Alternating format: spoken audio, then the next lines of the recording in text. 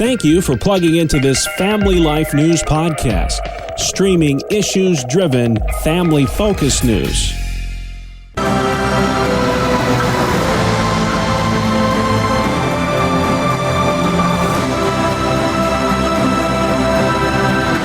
Welcome back to another edition of Issues in Education.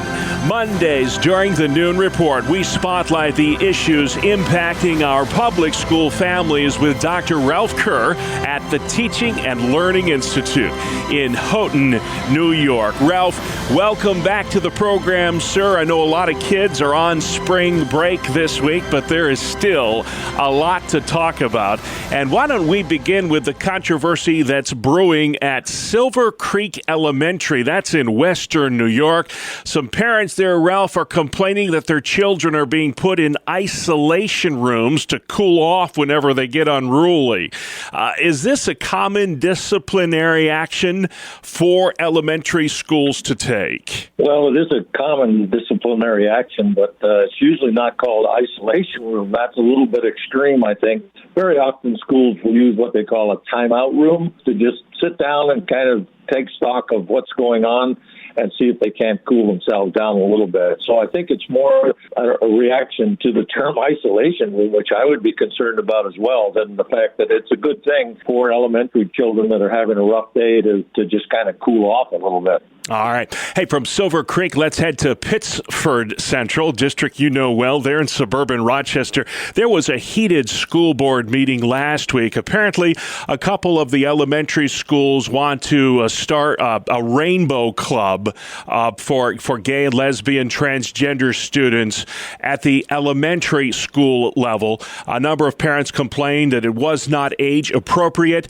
This is a club that's being pushed by the Parent Teachers Association there in Pittsburgh. Your thoughts on that, Ralph? Well, I'm a little surprised that the Parent Teacher Association be involved in this, but I think if that's the case, then it's another indication of how parents that have Judeo-Christian ethics need to be involved in a leadership role at the Parent Teacher Association.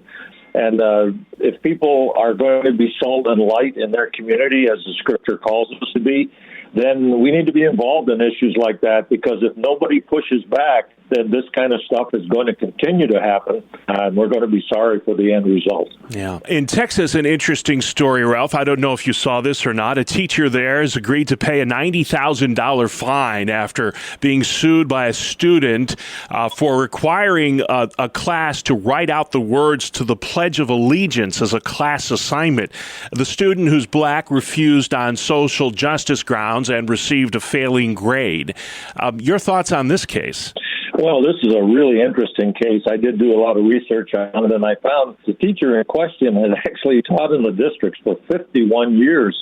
So obviously he has some pretty strong feelings about the Pledge of Allegiance and a lot of other things that old-timers like me would, hold pretty dear. But in this case, apparently the student claimed that she had been harassed all through her school career because she had refused to stand up when they were reciting the pledge.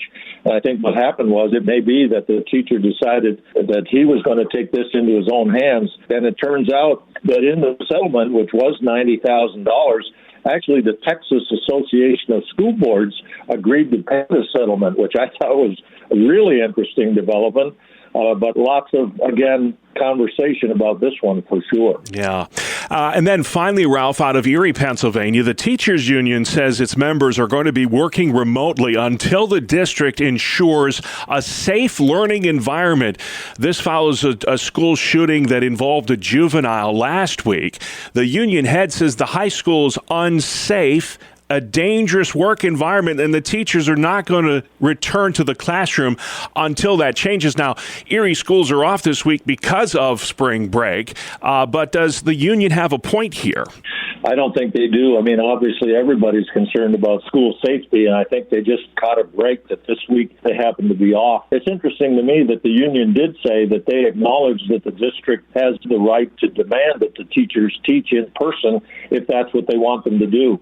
And again, I'm old school, and I know what I would do in this situation.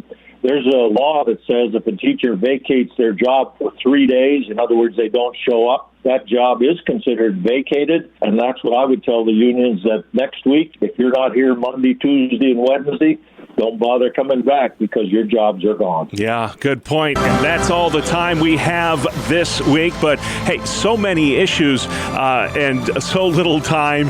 But if you're interested in running for your local school board, now is the time to act. There's great information on your website, Ralph, a number of videos where folks can check out. If you would, why don't you tell us what that website is?